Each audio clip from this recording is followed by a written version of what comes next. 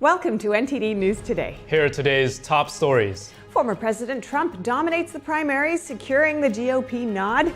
A dive into the Trump-Biden rematch and past presidential rematches. The House passes the bill cracking down on TikTok. Find out more about how lawmakers voted and what will happen next. A Marine Corps veteran is taking matters into her own hands, securing the southern border. NTD's Arian Pazdar sat down with her to get the story firsthand. A promised troop deployment to Haiti is put on pause, and the next steps after the country's prime minister resigns. Russian President Vladimir Putin threatens to use nuclear weapons if the nation's sovereignty is put in jeopardy. Find out what he said about working with American leaders.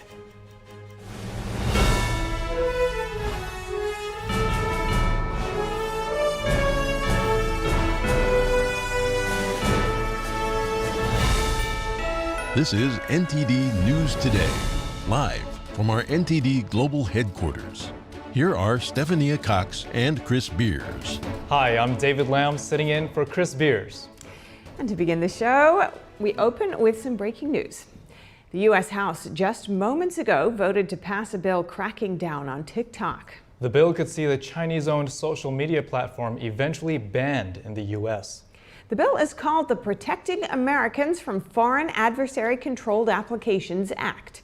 It gives TikTok's the Chinese parent company, ByteDance, roughly 5 months to divest from the app. Otherwise, it could be banned from U.S. app stores. The bill passed with overwhelming bipartisan support. Just 15 Republicans and 50 Democrats voted against it. Those who did span the whole political spectrum, from Reps Marjorie Taylor Greene and Thomas Massie to Alexandria Ocasio-Cortez and Pramila Jayapal. Around 170 million Americans use TikTok.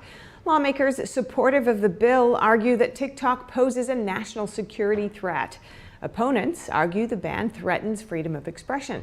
President Biden said he will sign the bill if it makes it to his desk. But first, it faces uncertain future in the Senate. Senate Majority Leader Chuck Schumer hasn't committed to holding a vote on it. And former President Trump clinched the Republican nomination for president yesterday. That sets up a rematch with President Biden, who secured the Democratic nomination earlier in the evening. NTD's Daniel Monahan has more on the sequel to the 2020 election. Former President Trump made a clean sweep of 3 more Republican presidential primaries Tuesday. He sailed through successive contests in Georgia, Mississippi, and Washington, and also won the Republican caucuses in Hawaii. Biden also won the Democratic primaries in the same states. In a campaign video on X, Biden celebrated his status as his party's presumptive nominee. This is the time of choosing. So let us choose the truth. Let us choose America. Trump's campaign also posted a video on X of the former president shortly after he clinched the nomination. But this one got us over the top. The Republican National Committee has just declared us the official nominee. Trump says now is no time to celebrate. We'll celebrate in 8 months when the election is over. November 5th, I believe, will go down as the most important day in the history of our country. The last presidential rematch came in 1956 when Republican President Dwight D. Eisenhower again defeated Adlai Stevenson, the Democratic opponent he had 4 years prior. Beat him soundly both times because he was the Supreme Commander, Allied Forces Europe in World War II, and beloved by the public. I like Ike was a very famous campaign slogan. Grover Cleveland, meanwhile, was the nation's 22nd and 24th president, winning elections in 1884 and 1892. Cleveland also successfully pulled off what Trump is now attempting. He won back the White House from the opponent who took it from him. You can imagine if you've tasted time in the White House or come very, very close, it is a taste you never forget, a lust that never goes away. There are other examples of presidential race rematches, but they occurred far earlier in U.S. history. Atlanta resident Cheryl Peebyhouse says she is bothered by Trump's legal cases. And if he's convicted of a crime, then no one should vote for him. Georgia resident Jill Waymer says she is not impressed with Biden's record on the border and says he has mismanaged the situation in Gaza. I'm a very solidly Democratic voter, and I'm finding it very hard to imagine voting for Biden at this point. President Biden heads to the political battleground state of Wisconsin on Wednesday after clinching the nomination. He will focus on securing the votes of suburban women, black voters, and Latinos across the Midwest. Daniel Monahan, NTD News. Here to discuss it all with us is Epoch Times reporter Janice Heisel. Janice, welcome and great to see you again. To begin with, what are your key takeaways from the Georgia primary? What's the significance of it? Well, of course, President Trump has clinched the nomination now that he has the required number of delegates. He needed to have a minimum of 1,215 delegates allocated to him going into this summer's Republican National Convention. And so at this point, all the other contests really are a formality. Right, and we do see them both Trump and Biden have already been in full general election mode in terms of their campaigns. We had them both down at the border just last week on the same day, obviously in different locations. We had Trump recently visiting the late Laken Riley's family just after President Biden had almost failed to mention her in his State of the Union address. How are these strategies landing with voters from what you've seen? Well, I am hearing a lot of the same sentiments that were just shared by the voters here on our station. I am hearing people who are Democrats saying they are having a hard time supporting President Biden, but they also don't love or, in fact, really dislike Trump, a lot of them. But on the other hand, I am hearing from there is concern among Republican voters that, President Trump does have these legal cases hanging over his head, kind of weighing down everything. At the same time, he likes to characterize it that his campaign is taking off like a skyrocket because of the fact that people are seeing that they feel like something doesn't seem right, that so many cases have been put up against him. Especially, we've just seen the contrast between the documents case where President Biden, while he was actually in the Senate and vice president, retained a whole bunch of classified records, and the Department of Justice tried to prosecute him. He had no right to do so in those positions, Senate, senator, and as a vice president. Right. In contrast, President Trump was charged. Yes, it's just breaking up a little there, but you were speaking about the classified documents case and Special Counsel Robert Hur's report and recommendations, and in contrast to the similar case with former President Trump. And of course, that's still ongoing and looks to be going in a different direction, at least currently. Now, I just want to turn to Nikki Haley. She's out of the race, of course, but where are all of her voters going? We've got Biden, Trump, and RFK Jr. still in the race, and they're all wanting to court her supporters. What are you seeing of their tactics and their success or lack thereof in that regard? Well, of course, it remains to be seen where they will land. But one of the biggest criticisms of Ms. Haley and her campaign was that she was appealing to a lot of Democrats in states where Democrats could vote in those Republican primaries.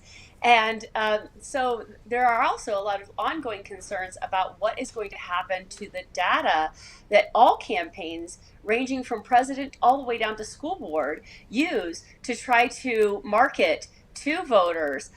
Because if this person now looks like they're a Republican, but really they're actually a Democrat, and they just maybe they won't change their registration back, then that's a wasted piece of marketing material, a wasted knock on the door to a person who has virtually no intention of ever voting for a Republican again, probably. So that's one concern about the possible fallout from her campaign, and it's a story I'm working on right now.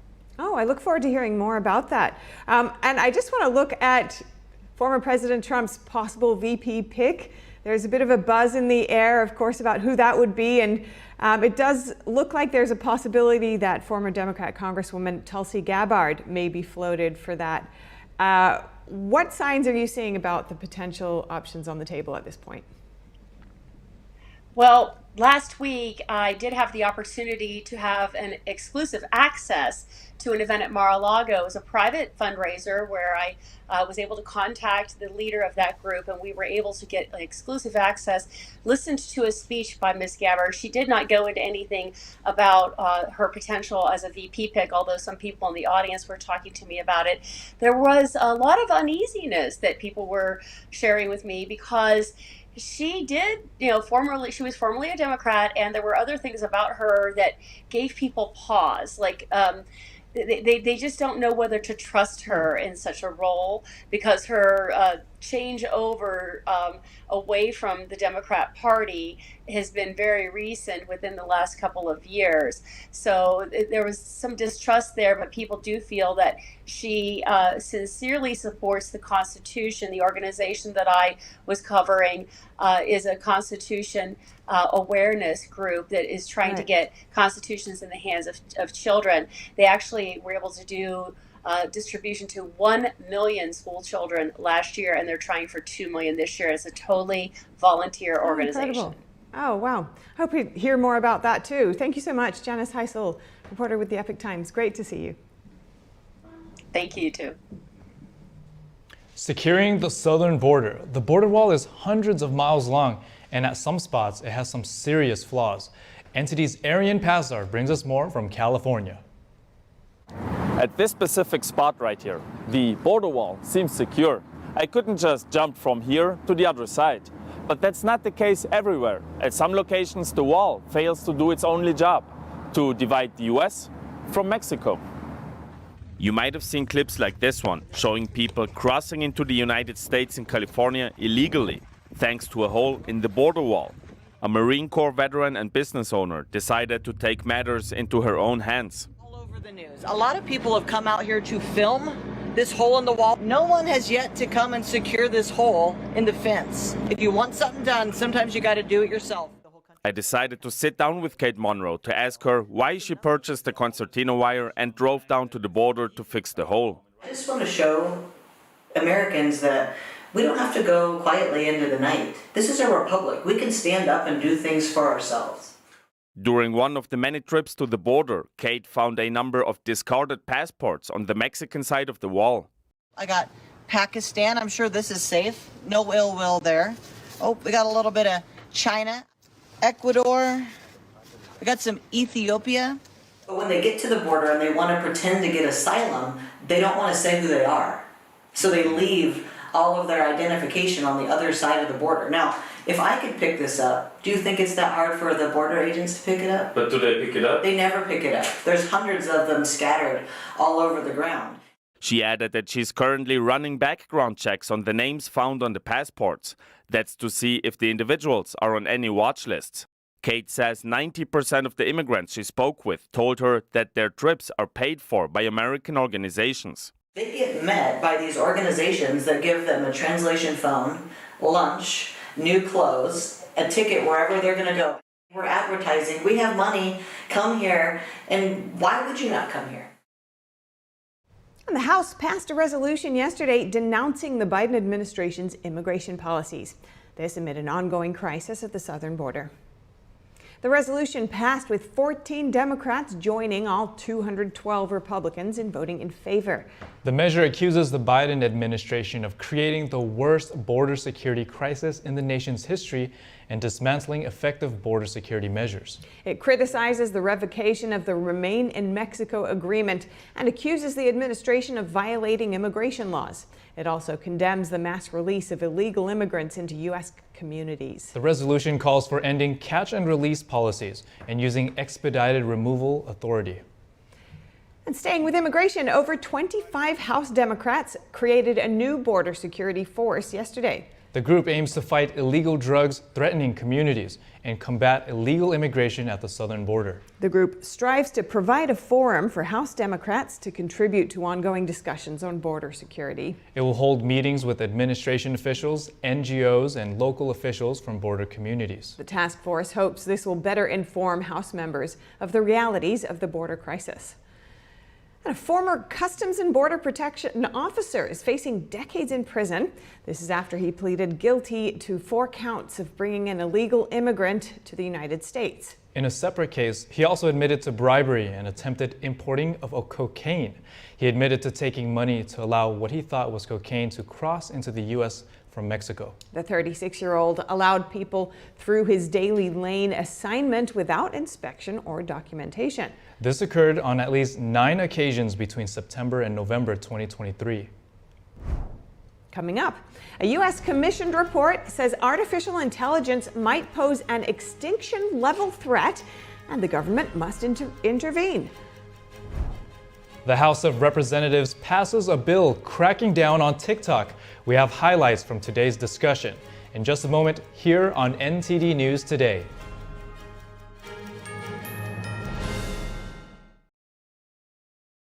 Two neurosurgeons couldn't figure out anything that was wrong with me or what I would need surgery for. Dr. Bonatti, without even seeing me, knew I was hurting, knew they could help me. First time I came in here was Monday, and today is Thursday. I've had 2 surgeries and am doing fantastic. I'm still in shock that I can walk.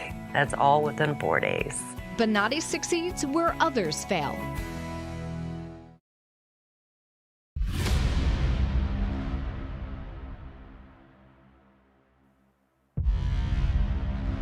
What was the process of actually putting this all together? Many hours of finding the right camera angles and watching it. The first trouble started just after 1 o'clock. 45 pages, here it is right here. Donald Trump has been indicted. Somber day for the country. This all happened before President Trump's speech was over. The founder of the Oath Keepers militia group is headed to prison for more than 18 years. His lawyers didn't have this video. The video we're watching right now, his own lawyers did not have. There was a big question of what did the people do who actually did enter the building. This is where we picked it up with the security footage that is new. At this point, the story dramatically changes. The New Jersey man who assaulted a Capitol police officer on January 6th has been sentenced. So this was withheld. This was not shown to the defense. That could be considered exculpatory evidence. This doesn't seem like what a lot of the media is showing. It's going to change narratives no matter what your political perspective is.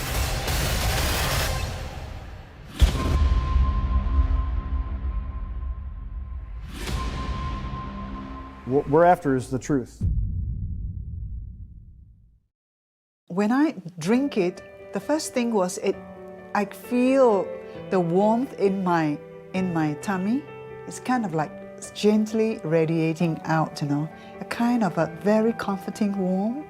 And it was really good, actually. I felt much better. I did feel, actually, an effect. And I find that it is actually better when I take it regularly. It's actually steamed and dried 9 times. And so it's really, the essence is really extracted.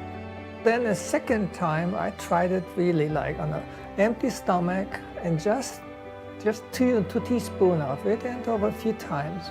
And wow, that was a big difference, because suddenly I could feel, wow, I was very good energized. I didn't have to eat. I could work outside in the garden for a couple of hours, and I still felt very well. And I was impressed by that. So I think it's a good product. Join us on NTD Good Morning, because we want you to stay informed. Kickstart your morning with the latest you missed overnight. Right, and don't forget that inspiration. Absolutely, so let's shine some light on the good news too. Tune in every weekday morning to NTD News.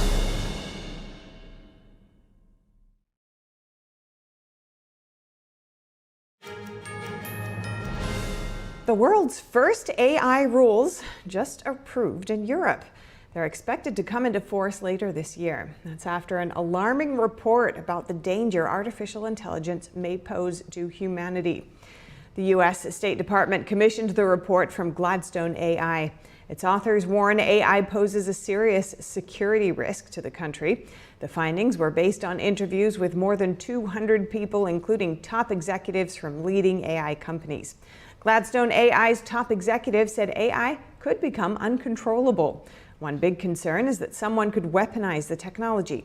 President Biden recently issued an executive order to develop regulations for artificial intelligence. And the House of Representatives passed a bill targeting social media app TikTok this morning. It's now heading to the Senate. If signed into law, TikTok would have to divest from its Chinese parent company ByteDance or face a ban in the U.S. Here are some highlights from today's discussion. The chair will entertain up to 5 requests for 1-minute speeches on each side of the aisle. Thank you. TikTok is a threat to our national security because it is owned by ByteDance, which does the bidding of the Chinese Communist Party. We know this because ByteDance leadership says so and because Chinese law requires it. This bill therefore forces TikTok to break up with the Chinese Communist Party. It does not apply to American companies. It only applies to companies subject to the control of foreign adversaries defined by Congress. It says nothing about election interference and cannot be turned against any American social media platform.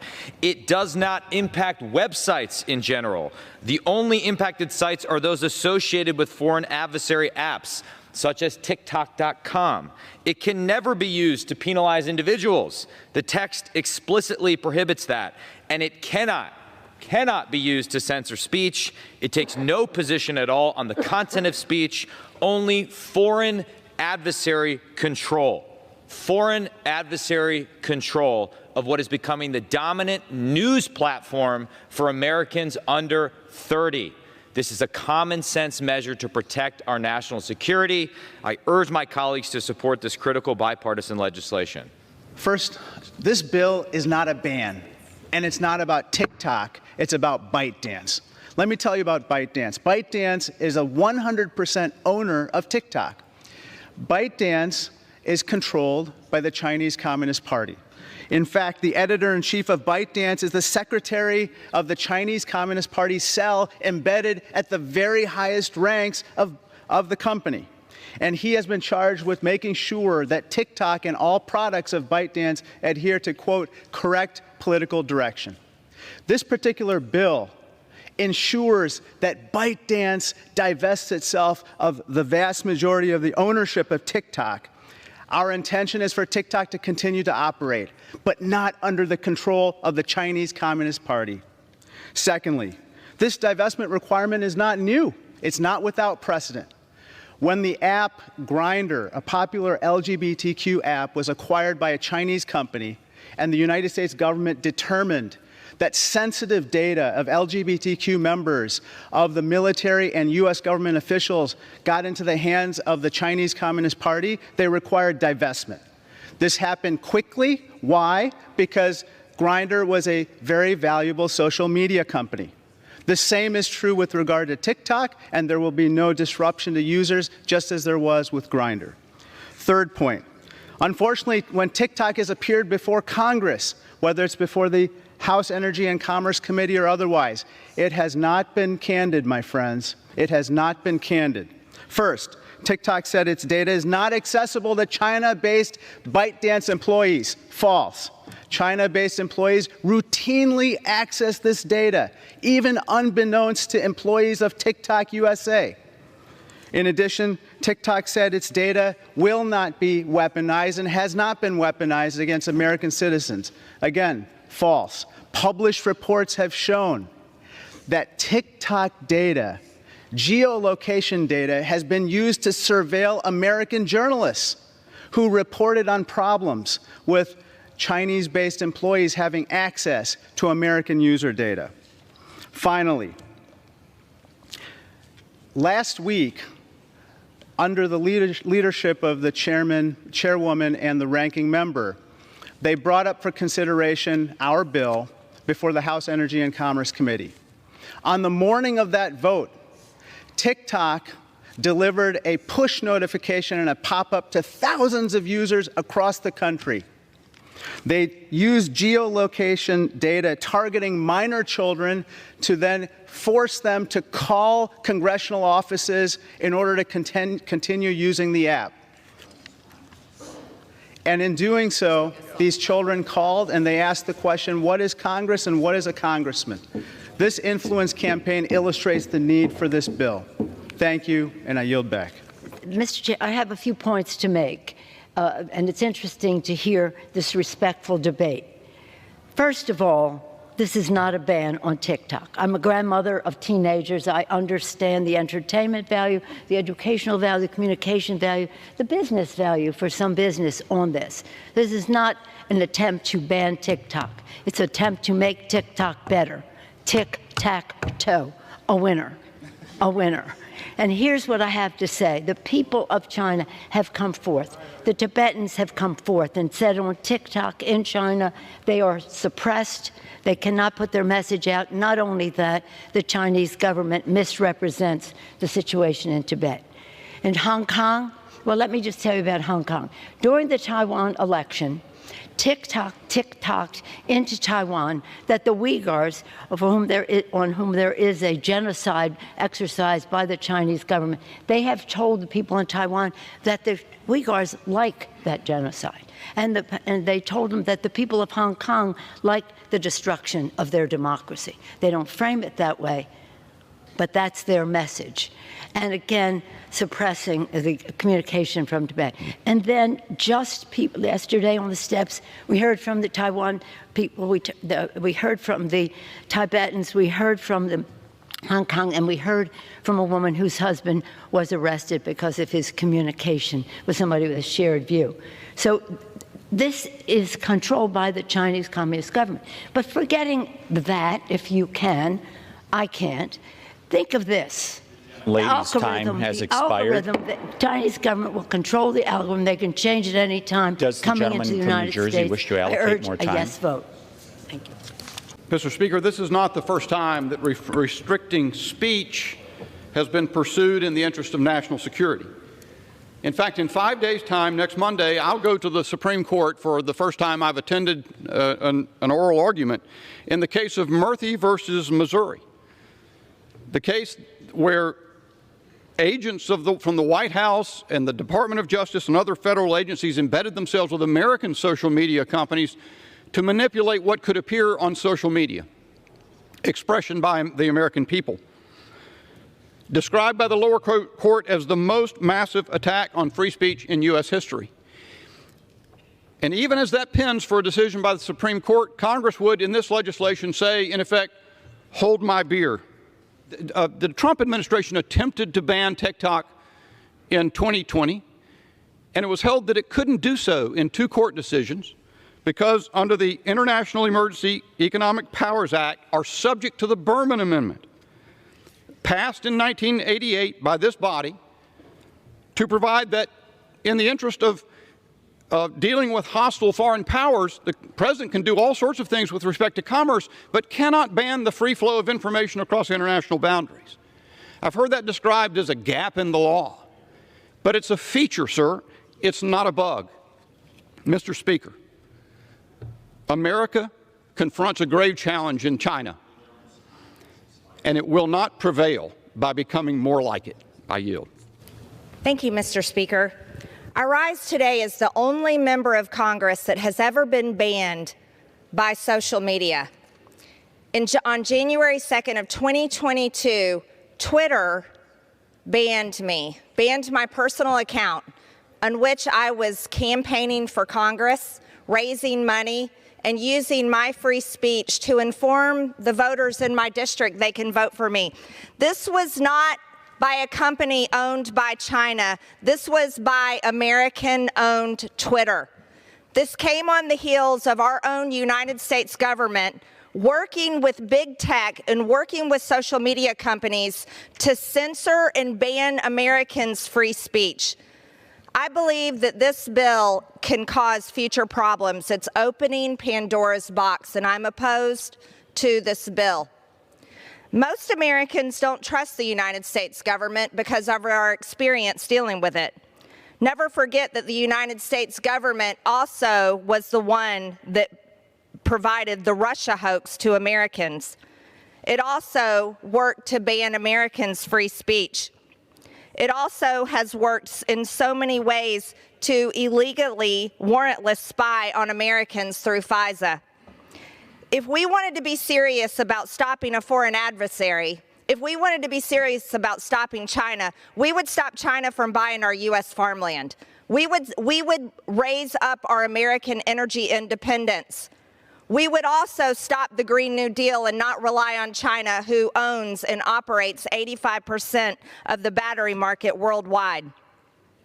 There are dangers that lie ahead in this.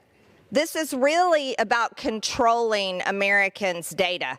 And if we cared about Americans' data, then we would stop the sale of Americans' data universally, not just with China.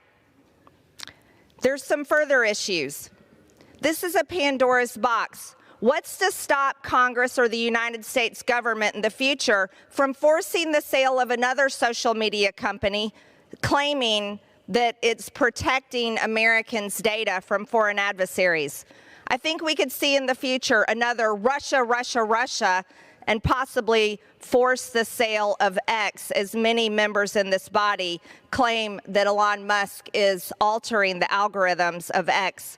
By the way, it was Elon Musk's purchase of X that restored my social media account on Twitter and allowed me to have my free speech back on Twitter. There's also members of this body, the Democrats, are claiming that election meddling can happen on social media. Well, we can never forget Mark Zuckerberg and Facebook. We can never forget the election meddling that happened there. And by the way, American-owned Facebook and Instagram is where most of the garbage, like the gender lies and the woke lies, exist.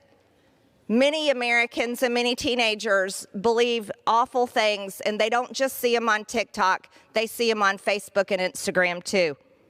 I don't think this will accomplish what the goal is to accomplish. So there's other concerns, I think, here, is that when the government moves into forcing the sale of TikTok, who is going to buy it? That's the question that we should be asking. Who is going to buy it? Who will be the next to control the data of over 170 million Americans? Are we going to trust Mark Zuckerberg to control their data? I certainly don't. By the way, most of the time, my posts on Facebook are shadow banned, and I certainly don't have the reach on that social media account. I think that there's many other ways to protect data, and I think this body is capable of it if we choose to. The gentlelady's time has expired. I oppose the bill. Thank you, Mr. Speaker. I thank the Speaker. We are in a Cold War with China, and some of my colleagues want to ignore this fact. We have legislation before us that is 12. From Texas is recognized for a minute and a half. I thank the Speaker. We are in a Cold War with China, and some of my colleagues want to ignore this fact. We have legislation before us that is 12 pages long. The bill is not a ban. It forces foreign adversaries, including Chinese communists, to divest. The bill is not a bill of attainder. It's prospective, not retrospective. The bill does not violate the First Amendment. It focuses on conduct, not content. It requires both being controlled by a foreign adversary and conduct that itself is espionage. If you just had one alone, it might be debatable, as the gentleman from North Carolina or Senator Paul note, in that it might protect Americans' rights to seek out and obtain foreign propaganda. But again, that is not this case, because we have, and have as a trigger in the bill, demonstrated national security conduct harm. To be clear, we've properly taken action at the device layer by banning Huawei and ZTE spy gear. We've taken action at the carrier level, prohibiting China Mobile and China Telecom from connecting to our networks based on a determination they are controlled by the CCP and a national security threat. We now need to take action at the application level when malign CCP control has been demonstrated, lest we render meaningless our past actions to protect the United States of America. We should ban Chi-Com ownership of our farmland or drug manufacturing, but we should fight them here and ban the foreign ownership and control of American data and stop apologizing for the Chinese communists. I yield back. With many eyes on TikTok and ByteDance and the concerns about national security, earlier I spoke with Casey Fleming, CEO of Black Ops Partners Corporation, for analysis. Casey, thank you so much for joining us. Now, this is a bipartisan issue, but users seem less concerned about TikTok. So FBI Director Christopher Wray previously cautioned that TikTok users might not see the outward signs if China were to ever meddle with TikTok. What are your thoughts? First and foremost, TikTok is a weaponized military application in the hands of our children, period. You have to understand, all technology that's created or used in China is typically turned around and against Americans and the free world. So every side of technology has a dark side that's being used against us, and that is the same that goes for TikTok. Now, Trump recently warned that a TikTok ban would benefit Facebook, which has been charged with censorship and colluding with the government. Though Trump does acknowledge that TikTok's risks are a concern for national security, and his administration tried to tackle these threats as well. So what makes TikTok unique in this regard? Well, number one, TikTok is a Chinese communist platform against the free world, and it is a cognitive warfare platform against our children and everybody who uses it. So number one, it's collecting information, it's collecting espionage information, and the list is endless. Biometric data, it's taking off of your children and everybody who uses it. Everything's taking off of the phone, the photographs, geolocations of those photographs, purchases, passcodes, emails, texts. All that information is being taken and stored inside the Chinese Communist Party to be sorted with artificial intelligence and so on. So that's number one. It's espionage to the nth degree. And then secondly, it is cognitive warfare. It's changing the minds. It's changing the value system of our children to where they hate the United States, they hate the country, and they worship the CCP. What do you think should be done to truly stamp out any threats that are currently posed by the app? The Biden campaign about 60 days ago designated TikTok as one of their campaign platforms. So this is a complete 180-degree turn with the Biden administration. I would hope that the sitting president would completely ban it and not veto the bill, but completely ban TikTok. Again, it is a weaponized military application. So the problem is it's digital cocaine. It's digital fentanyl with our children. It's very, very addictive. It's a lot of fun. It's to use it, to see it, and so on. But it's absolutely a weaponized platform. We talked about Facebook. Facebook also is a weaponized platform, but by U.S. big tech company. So it needs to be, all big tech needs to be managed and regulated by the federal government. Big tech cannot regulate themselves. All right, Casey Fleming, thank you so much for your insight and for joining us today. Thank you.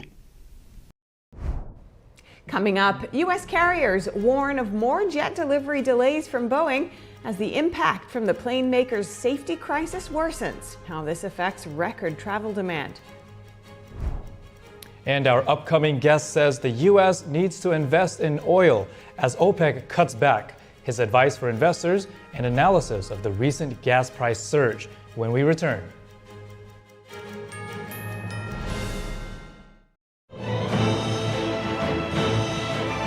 Performance that truly matters for each and every one of us.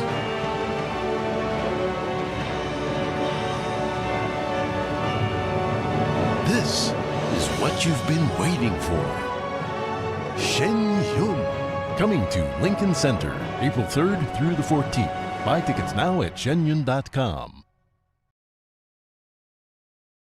Hi, I'm Susan Lucci.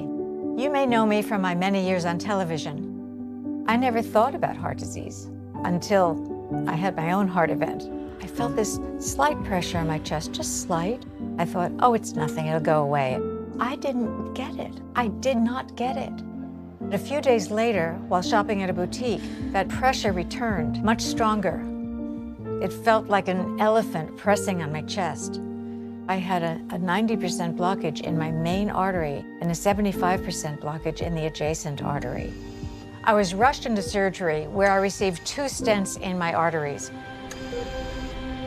Stents developed through research funded by the American Heart Association. Those stents saved my life. That's why I'm in front of you today, asking you to join me in supporting the American Heart Association by becoming a monthly donor. Call now or go to helpheart.org. For only $19 a month, just 63 cents a day, you can help fund the next medical breakthrough. Get the next person trained in CPR, the next hospital certified in high-quality cardiovascular care.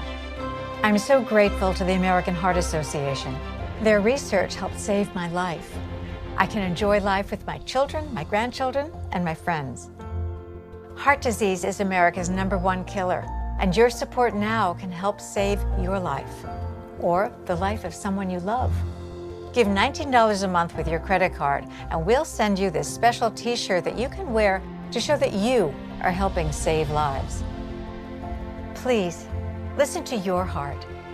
The only reason I'm here today is because I did. So please call the number on your screen or go to helpheart.org now. Join me as a monthly donor today and help save even more lives. Thank you.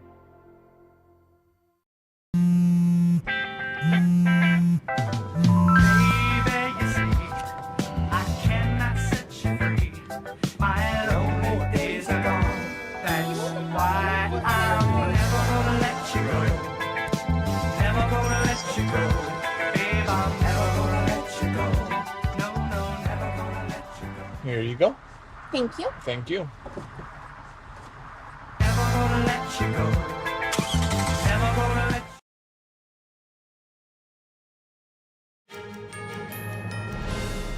And joining us today is NTD business host Don Ma to give us the latest updates from the tech and business world. Don, great to see you and thank you for joining us. So what do you have for us today?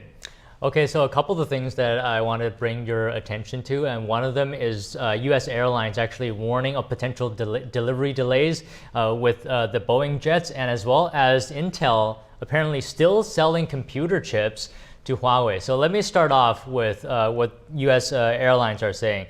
It says that their plans to increase capacity are now in jeopardy. And what that means is because of more jet delivery delays from Boeing, it appears that the impact of the plane maker's safety crisis to the airline industry apparently is worsening, specifically that the airline industry has cut expectations for deliveries this year due to Boeing's problems. And with that, it is complicating the industry's efforts to meet record high travel demand for the upcoming year. So United Airlines CEO said that, quote, Boeing deliveries are going to be way behind this year. That's what he's saying. And that it's impossible to say when MAX 10 is going to get certified. And airlines have thought about, using Airbus, which is Europe's rival to Boeing. United has approached Airbus about buying more A321neo jets to fill the potential void left by delays from Boeing. But heavy backlogs here is it's a very major obstacle right now for airlines to shift orders to rival Airbus. And as well, Southwest Airlines said yesterday that it expects 42% less MAX deliveries this year from Boeing. And the same goes as well for Alaska Airlines. Yeah, all of this kind of throwing some uncertainty throughout the aviation industry, right? Even for travelers thinking of booking flights and not knowing really how that's going to impact them. Yeah, definitely. Yeah, certainly with summer coming up in Europe, a lot of people are booking their flights now. But okay, so let's turn to what you've said about Intel and Huawei. There's a new report out saying that Intel's actually still selling chips to Huawei. Yes, so that report cites people familiar with the situation. But just for some background here, the US has been engaging in an effort to halt millions of dollars worth of chip sales to Huawei. And apparently Intel has been able to sort of dodge this effort, if you will. And this is according to Reuters, citing people who are within the circle with knowledge of the situation. So let's keep that in mind. But also bear in mind that Huawei is a heavily sanctioned Chinese telecoms company. So Intel is able to sell to Huawei because it has a license that was issued under the Trump administration. And President Biden has long been under pressure to actually revoke that license. But in the meantime, it seems like the American chipmaker is still allowed to sell to the Chinese telecoms company. Intel is shipping advanced central processors to Huawei for use in laptops. And this has also allowed Huawei to keep a small but growing share of global laptop market. But Huawei was added to the restriction list by the Trump administration back in 2019 over sanctions violations. And being added to that list usually bars U.S. suppliers from selling anything to this targeted company. But in late 2020, just before President Trump left office, the Commerce Department granted some U.S. Huawei suppliers, which of course includes Intel, to actually have special permission to sell certain items to the telecom equipment giant. Including chips, I wonder. Yeah. Wow, fascinating. And slightly concerning. Yeah, thank you, Don. Thank you for that. Great to see you again. Yeah, always glad to be on. Thanks, Don.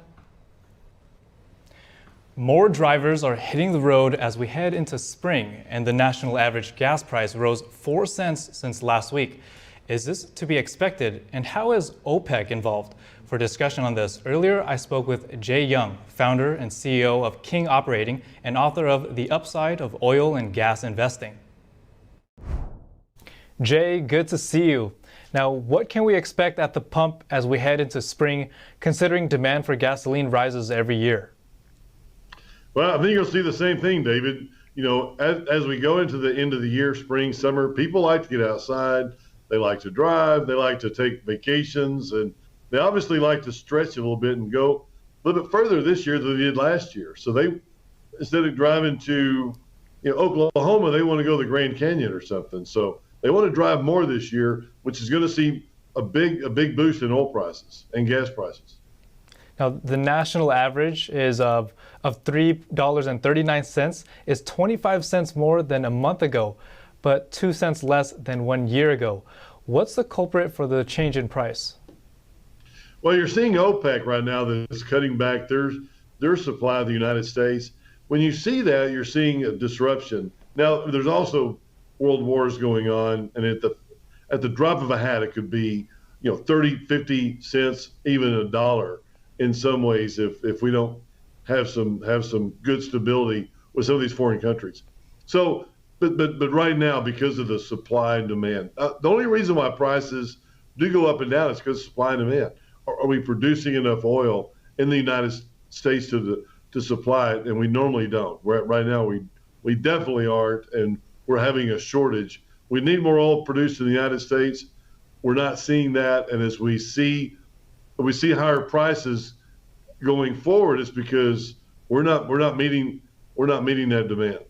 Now, speaking of oil production, several OPEC countries have announced an extension of voluntary cuts of 2.2 million barrels per day for the second quarter of this year. What will be the impact of this? Yeah, definitely going to see prices go up. We're not producing enough in the United States. We need 20 million barrels a day in the United States, and we're only producing 13.5 to 14 million barrels a day. So we have 6 million barrels that we're not producing in the United States that we need. Give us the rundown on where investors are putting their money, like EV or the oil and gas industry. Yeah, we're still seeing some come into the oil and gas industry. The Permian Basin, the Bakken, those kind of plays are still going right now. So it's still good. There is some companies like Ring Energy, some of those companies that aren't Wolfcamp players, but produce a lot of oil. And I see that's just a really good increase. The last couple of days, you've seen some of these smaller stocks that aren't, have so much debt that are really making a lot of sense because of they do make sense. They make money, but they're not Wolfcamp and they're not on Wall Street. So people are kind of, they've been staying away from them. But I think there's a lot of great buys out there. This is $1 billion company a couple of years ago, and all of a sudden they don't go horizontal in the Wolfcamp, so people staying away from them. But they are really good companies with good inventory of drilling prospects that make money every day that people need to look into right now at some of these kind of stocks. All right, Jay Young, thank you so much for your insight and breaking down the oil and gas industry for us. Hey, thank you very much, David. And you guys have a great day, and call me back anytime. Up ahead, a promised troop deployment to Haiti is put on pause, and the next steps after the country's prime minister resigns. Russian President Vladimir Putin threatens to use nuclear weapons if the nation's sovereignty is put in jeopardy. Find out what he said about working with American leaders. More shortly here on NTD News Today.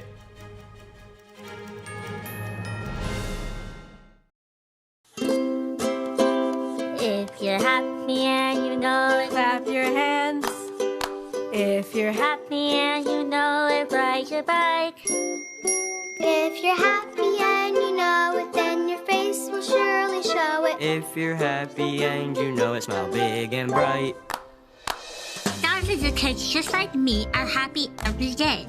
And it's all because of generous people like you who support Shriners Hospitals for Children every month. All you have to do is call the number on your screen or go online to loveshriners.org right now with your monthly gift. Because of people like you, Shriners Hospitals for Children is able to make an everyday miracle happen for kids like me.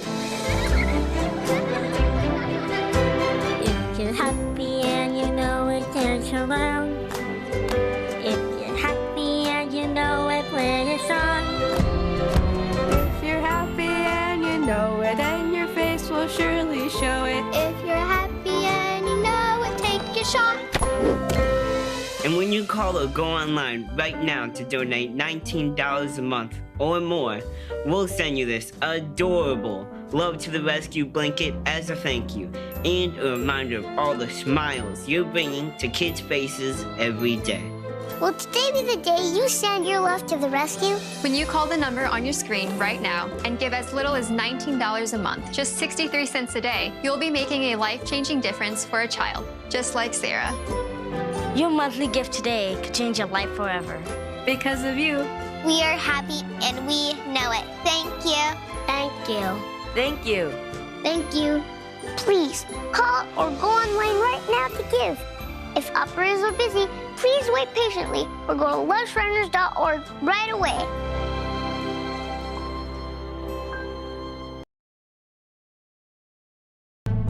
These are all farmers. Maybe no, not this not one. A farm anymore. But here's a farm, right? No, there's also not a farm anymore. All these people shut down because of the government policies? Yeah.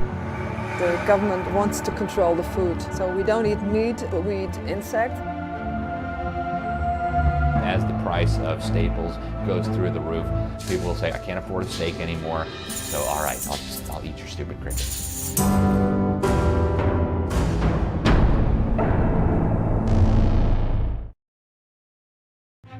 We've moved so far away from the Constitution that in many ways we don't even recognize it. In Hillsdale College's most popular online course, Constitution 101, you'll learn the principles of American government, absolutely free, at learnfromhillsdale.org. When you sign up, you'll enjoy 12 easy-to-follow lessons and learn to separate truth from fiction regarding the Constitution. To start your journey discovering the Constitution free of charge, go to learnfromhillsdale.org today.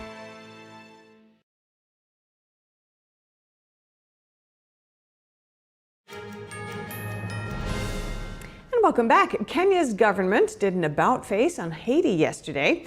The African nation was planning to deploy police officers to tackle spiraling violence in the country, but now it's pausing the plan. The turn of events leaves the future of the multinational mission for Haiti in doubt. Haiti's unelected prime minister said on Monday that he's stepping down.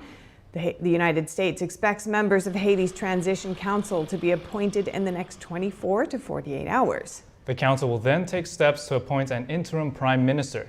The United Nations says about 360,000 people are displaced in Haiti and around 1,200 people have been killed since the start of the year. And now we have some short headlines from Russia and other European countries. Ukraine launched a sweeping drone attack on Russia today, causing a fire at one of its biggest oil refineries. Russian President Vladimir Putin said the offensive was an attempt to disrupt the country's presidential election.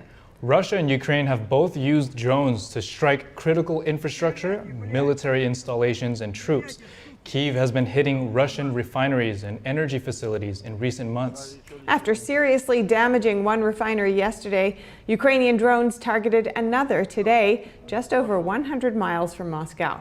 Russian media said around 60 drones were destroyed. Russia's RIA state news agency said the drone attack caused a fire. The blaze was put out several hours later. The impact on the refinery's production was not immediately clear. And Putin says Russia is ready to use nuclear weapons if there's a threat to its sovereignty. It's another blunt warning to the West before this week's presidential election there. In the recent interview with state television, Putin also said he would work with any elected U.S. leader. He's repeatedly talked about his readiness to use nuclear weapons since invading Ukraine in February 2022. The last threat came in his State of the Nation address last month. In that speech, he warned the West that deepening its involvement in Ukraine would risk a nuclear war. Here he is in the latest interview. Well, weapons exist to be used. We have our own principles. What do they mean? That we are ready to use weapons, including any weapons, including those you mentioned, if we are talking about the existence of the Russian state, about damaging our sovereignty and independence. A longtime aide to late Russian opposition leader Alexei Navalny says he was assaulted with a meat hammer. This was outside his home in Lithuania. Leonid Volkov is his name. Today, he said he is back home from the hospital after receiving treatment. The former aide has regularly angered Russian authorities by organizing anti-Kremlin protests, and he demanded the release of Navalny from prison when he was still alive. Lithuanian police are investigating the assault and said that no suspects have been identified. Volkov said he was hit repeatedly on his leg with a hammer yesterday, and that his arm was broken and his leg was wounded but not fractured. Romania's president announced he's running to become the next leader of NATO. The head of state yesterday emphasized his country's proximity to Ukraine and the threat from Russia. President Klaus Iohannis wants to succeed Secretary General Jens Stoltenberg. He's been NATO's top civilian official since 2014 and has made clear he will not be staying. Romania has been a NATO member since 2004. The nation borders Ukraine and has played a prominent role in the alliance during the Russia-Ukraine war. The Romanian leader's announcement will pit him against outgoing Dutch Prime Minister Mark Rutte. And if you have any news tips or feedback for our show, please feel free to email us at news.today@ntd.com. And be sure to stick around for NTD Newsroom at 3 p.m. Eastern. We'll cover more stories from the U.S. and around the world.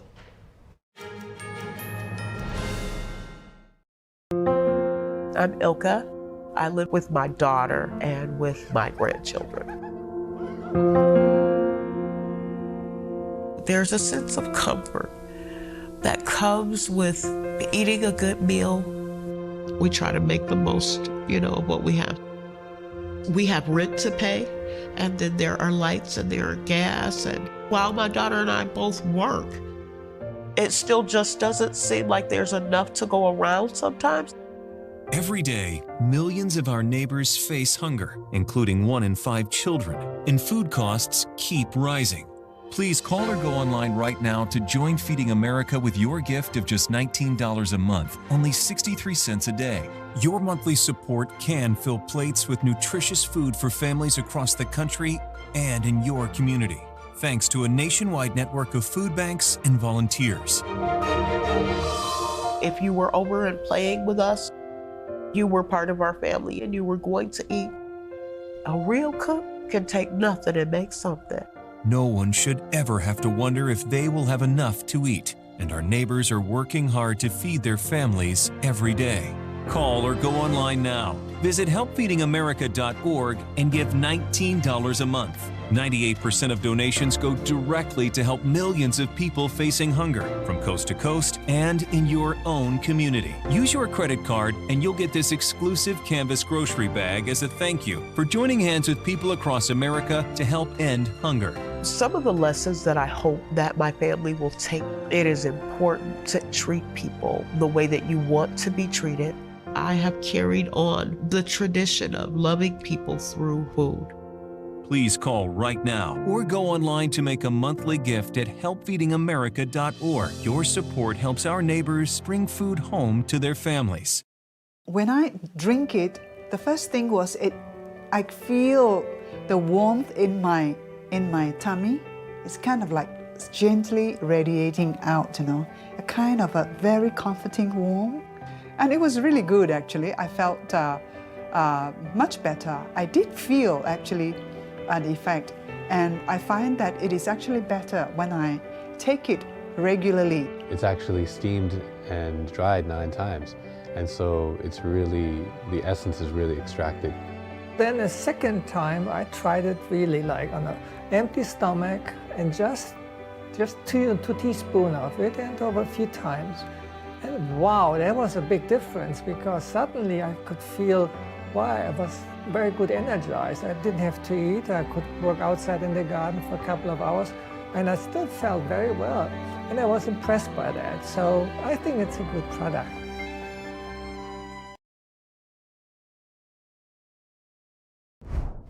Welcome to NTD News Today. Here are our top stories.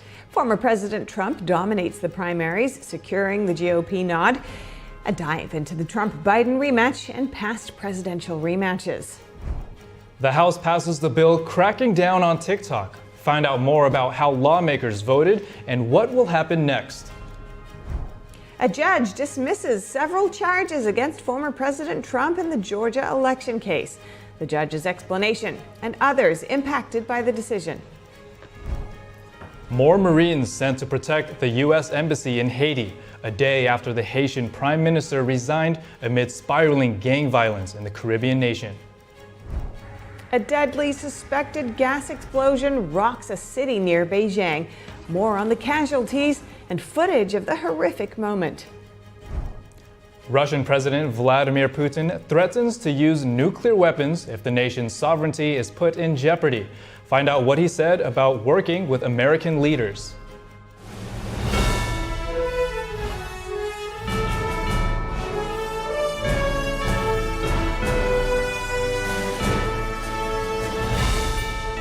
This is NTD News Today, live from our NTD Global Headquarters. Here are Stephania Cox and Chris Beers. Hi, I'm David Lamb, sitting in for Chris Beers. To begin the show, we open with some breaking news. The U.S. House just moments ago voted to pass a bill cracking down on TikTok. The bill could see the Chinese-owned social media platform eventually banned in the U.S. On this vote, the yeas are 352, the nays are 65. 1 present, 2/3 being in the affirmative. The rules are suspended, the bill is passed, and without the objection, the motion to reconsider is laid on the table. The bill is called the Protecting Americans from Foreign Adversary-Controlled Applications Act. It gives TikTok's Chinese parent company, ByteDance, roughly 5 months to divest from the app. Otherwise, it would be banned from U.S. app stores. The bill passed with overwhelming bipartisan support. Just 15 Republicans and 50 Democrats voted against it. Those who did span the whole political spectrum, from Representatives Marjorie Taylor Greene and Thomas Massie to Alexandria Ocasio-Cortez and Pramila Jayapal.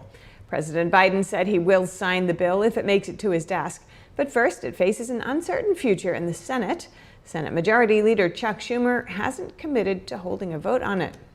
TikTok reacted to the passage of the bill, saying, quote, "We are hopeful that the Senate will consider the facts, listen to their constituents, and realize the impact on the economy." And former President Trump clinched the Republican nomination for president yesterday. That sets up a rematch, of course, with President Biden, who secured the Democratic nomination earlier in the evening. NTD's Daniel Monahan has more on the sequel to the 2020 election. Former President Trump made a clean sweep of 3 more Republican presidential primaries Tuesday. He sailed through successive contests in Georgia, Mississippi, and Washington, and also won the Republican caucuses in Hawaii. Biden also won the Democratic primaries in the same states. In a campaign video on X, Biden celebrated his status as his party's presumptive nominee. This is the time of choosing. So let us choose the truth. Let us choose America. Trump's campaign also posted a video on X of the former president shortly after he clinched the nomination. But this one got us over the top. The Republican National Committee has just declared us the official nominee. Trump says now is no time to celebrate. We'll celebrate in 8 months when the election is over. November 5th, I believe, will go down as the most important day in the history of our country. The last presidential rematch came in 1956 when Republican President Dwight D. Eisenhower again defeated Adlai Stevenson, the Democratic opponent he had 4 years prior. Beat him soundly both times because he was the Supreme Commander, Allied Forces Europe in World War II, and beloved by the public. I like Ike was a very famous campaign slogan. Grover Cleveland, meanwhile, was the nation's 22nd and 24th president, winning elections in 1884 and 1892. Cleveland also successfully pulled off what Trump is now attempting. He won back the White House from the opponent who took it from him. You can imagine if you've tasted time in the White House or come very, very close, it is a taste you never forget, a lust that never goes away. There are other examples of presidential race rematches, but they occurred far earlier in U.S. history. Atlanta resident Cheryl Peebyhouse says she is bothered by Trump's legal cases. And if he's convicted of a crime, then no one should vote for him. Georgia resident Jill Waymer says she is not impressed with Biden's record on the border and says he has mismanaged the situation in Gaza. I'm a very solidly Democratic voter, and I'm finding it very hard to imagine voting for Biden at this point. President Biden heads to the political battleground state of Wisconsin on Wednesday after clinching the nomination. He will focus on securing the votes of suburban women, black voters, and Latinos across the Midwest. Daniel Monahan, NTD News. And here to discuss the latest in the primary race is John Schweppe, Director of Policy with American Principles Project. John, welcome. Great to see you again. Hey, thanks for having me. Yeah, wonderful to see you again. Now, just to begin with, how could this early narrowing of the party's campaigns, do you think, impact voters? Well, we're in for a long campaign, a general election campaign, and I think that, we kind of saw this coming, right? Biden really wasn't opposed by anyone significant, and Trump led in the polls for a long time, last year and then into this year.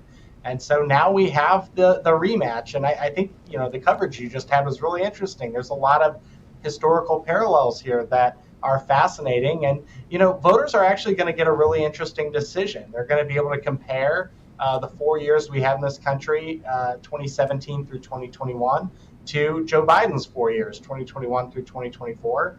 And they'll get to decide, which were the better 4 years. And I think that, is going to be a big advantage for Trump.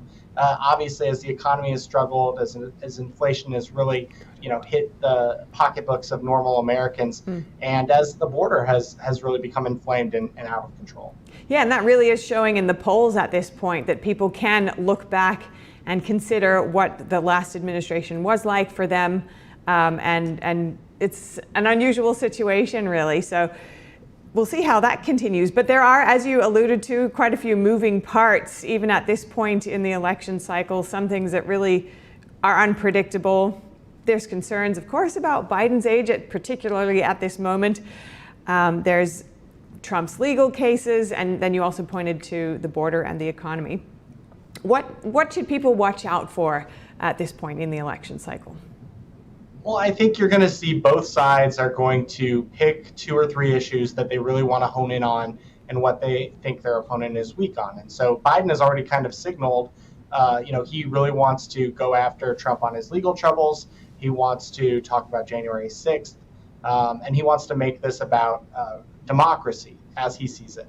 Trump, on the other hand, really wants to make this about the issues, wants to point out how extreme Joe Biden has been on, even issues like transgenderism. He wants to talk about the border and how out of control it is, and then the economy. And I think that's where Trump has a tremendous advantage, just pointing to how difficult the economy has been the last few years, and how, Trump actually enjoyed prior to COVID a pretty robust economy where wages were actually going up for people. So it's going to be really interesting, and I think you're going to see a lot of drama. We'll see if they even debate. A lot of folks think that's potentially not going to happen. But I think, voters are going to get the opportunity here to choose between 2 very different candidates, 2 very different agendas. And I think they're going to ultimately go with Trump. And if not a debate, then perhaps just these continuing dual appearances in the same location on the same topic. That could be a feature we'll have to wait and see, as we saw at the border last week. But turning just momentarily to Robert F. Kennedy Jr., he's been criticized for taking votes from both sides. Nikki Haley and her campaign had run it partly on the idea of giving people a choice, a third choice, saying that the other two weren't highly favored among the general population. What's your take on RFK Jr.'s campaign at this point, and where do you see it going based on how he's running it currently? Well, I think a lot of pundits are going to try to make the argument that he benefits one of the main two candidates. It's not really clear, and I think typically it's really hard to tell how third parties influence. But when you do have two candidates who don't have the highest approval ratings in the world, somebody like Robert F. Kennedy could have an impact on this race. Probably not winning a state, but certainly, the potential to maybe get double-digit percentages in certain swing states is real. And so, we'll see what he does and how his ballot access goes and, what states he's actually able to play in. But I will say, Kennedy really does speak to a lot of these populist issues, and the other two candidates would be wise to recognize that and try to also speak to those issues. And I think Trump certainly has understood that. And just briefly, John, before we finish up, we touched on this recently in a previous interview, but being the policy director at American Principles Project, you think deeply about the policy approaches that would impact family life and values in America today. What's your key takeaways for voters on that front at this point? Well, I think one of the biggest issues you're going to see, we saw it here in Virginia in the Glenn Youngkin race, is parents' rights. And ultimately, parents want to be able to direct the upbringing of their children, whether it comes to healthcare, whether it comes to education. And, Democrats have really shown, and this administration have shown an interest in saying, no, the state should have a lot of say there. And so I think if Trump makes that a big issue, it's going to be a big contrast with Biden. And I think it could actually make the difference in some of these battleground states. That is a hot issue. Thank you so much. John Schweppe, Director of Policy at American Principles Project. Really appreciate it. Thanks for having me. And another update on former President Trump's RICO case in Georgia. The judge overseeing the case has dropped several charges against Trump. Fulton County Judge Scott McAfee threw out 6 charges against Trump and his co-defendants. 3 of the charges apply to Trump. They are related to a phone call Trump made to Georgia Secretary of State Brad Raffensperger following the 2020 presidential election. The judge said the charges lack sufficient detail and, quote, do not give the defendants enough information to prepare their defenses intelligently. Trump still faces 10 charges in the Georgia RICO case. The co-defendants impacted by this latest ruling are attorneys Rudy Giuliani and John Eastman and former White House Chief of Staff Mark Meadows. Turning to the impeachment inquiry into President Biden.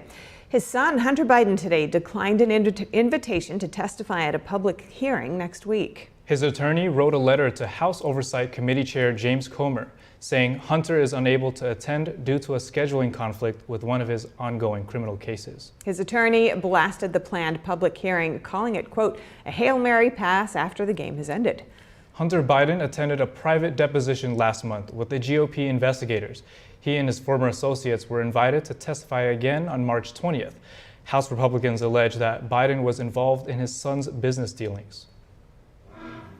President Biden has released his $7.3 trillion budget for fiscal year 2025. Notable items are tax increases on corporations and the wealthy to reduce the deficit by $3 trillion over 10 years. The proposal includes a 25% minimum tax on households earning more than $100 million. The plan also seeks to partly repeal former President Trump's tax cuts, raising the top individual tax rate to 39.6% from 37%. It would set the corporate tax rate to 28% from 21%. For analysis, earlier I spoke with Samuel Gregg, economist at the American Institute for Economic Research. Samuel, good to see you. Now, break down the 7.3. Yeah, thank you. Now, please break down the $7.3 trillion budget for us and where all this money will come from. Well, I think the most important thing to keep in mind with this budget is that, like other budgets proposed by presidents, it's a symbolic thing. by what the president is doing is signaling what he regards as his primary negotiating positions with Congress. So when he talks about things like wanting to spend more in areas like Social Security and funding it via essentially more taxes on corporations, corporate taxes, but also raising taxes on those who he describes as billionaires, what he's doing is establishing his negotiating position with Congress. But there's nothing here that's particularly new when it comes to President Biden's fiscal priorities. He does want more social spending. He also wants to raise taxes to pay for it. So there's nothing particularly new in that regard. We're seeing him make noises about other discretionary areas when it comes to things like national defense. He wants to spend more money on defense, and that's something that, again, was completely expected given some of the national security challenges facing the United States today. So how does this budget compare to that of previous years in administrations? Well, I think in terms of the Biden administration, there's not much difference. He has said in the past that he wants to do certain things regarding taxation. He's made it very clear he doesn't believe in trickle-down economics. And that's been the case with Joe Biden even before he became president. He was pretty much of that mindset already. So his budget proposals haven't really differed that much, except in terms of maybe the scale of taxation that he wants to embark upon and the scale of where he wants to see more spending occur. So it's not a question of different priorities, except I would say maybe when it comes to national security. He wants to spend more in this area, and given the current geopolitical climate, that's not particularly surprising. But it also makes a difference in terms of comparing this package to, say, the Trump administration, which managed to get various tax cuts through. But also, let's keep in mind the Trump administration did not cut things like Social Security or any of these big ticket spending items. So to that extent, the Biden administration is actually probably closer to where the Trump administration was when it came to spending, even though I'm sure they would probably deny it. But obviously it makes a big change from the types of budgets that we saw advanced during the Reagan years, the Clinton years, the Bush Jr. years, as well as even the Obama years. In terms of the Obama years, the Biden administration's budget policies certainly represent more spending than the previous Democratic administration did. All right, Samuel, thank you so much for your insight. We hope to see you again. Thanks for having me on. Great to be with you. Still to come, a Marine Corps veteran is taking matters into her own hands, securing the southern border. NTD's Arian Pazdar sat down with her to get the story firsthand. And a former border officer pleads guilty to letting illegal immigrants into the U.S. and allowing drugs into the country in exchange for a bribe. More in just a moment here on NTD News Today.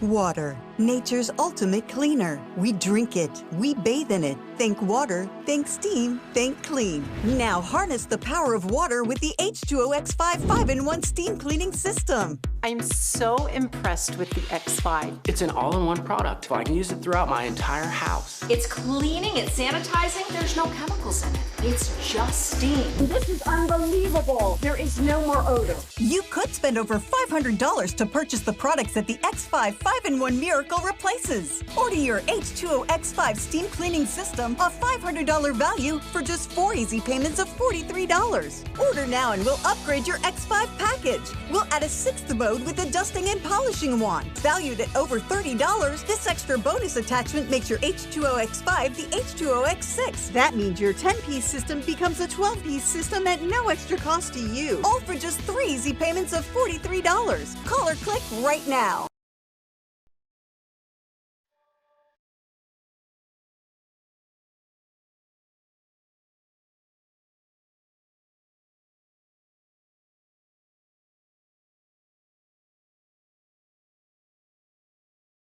One in 5 children worldwide are faced with the reality of living without food. No family dinners, no special treats, not enough energy to play. All around the world, hunger is affecting children's physical and mental health. Toddlers are suffering from acute malnutrition, which stunts their growth. Kids are forced to drop out of school so they can help support their families. Conflict, inflation, and climate have ignited the worst famine in our lifetime. And we are fed up. Fed up that hunger devours dreams. Fed up that hunger destroys joy. Fed up with the fact that hunger eats childhood. Help us feed the futures of children all over the world by visiting getfedupnow.org. For as little as $10 a month, you can join Save the Children as we support children and families in desperate need of our help. Now is the time to get fed up and give back. When you join the cause, your $10 monthly donation can help communities in need of life-saving treatments and nutrients, prevent children from dropping out of school, support our work with communities and governments to help children go from short-term surviving to long-term thriving.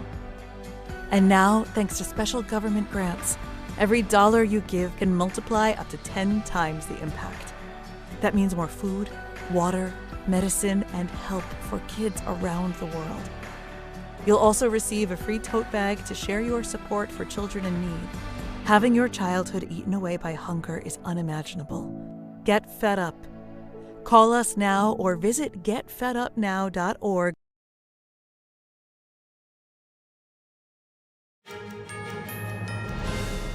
The world's first AI rules just approved in Europe. They're expected to come into force later this year. That's after an alarming report about the danger artificial intelligence may pose to humanity. The U.S. State Department commissioned the report from Gladstone AI. Its authors warn AI poses a serious security risk to the country. The findings were based on interviews with more than 200 people, including top executives from leading AI companies. Gladstone AI's top executive said AI could become uncontrollable. The one big concern is that someone could weaponize the technology. President Biden recently issued an executive order to develop regulations for artificial intelligence. Securing the southern border. The border wall is hundreds of miles long, and at some spots it has some serious flaws. NTD's Arian Passar brings us more from California. At this specific spot right here, the border wall seems secure. I couldn't just jump from here to the other side. But that's not the case everywhere. At some locations, the wall fails to do its only job, to divide the US from Mexico.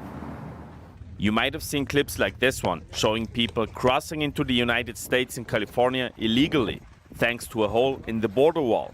A Marine Corps veteran and business owner decided to take matters into her own hands. All over the news. A lot of people have come out here to film this hole in the wall. No one has yet to come and secure this hole in the fence. If you want something done, sometimes you got to do it yourself.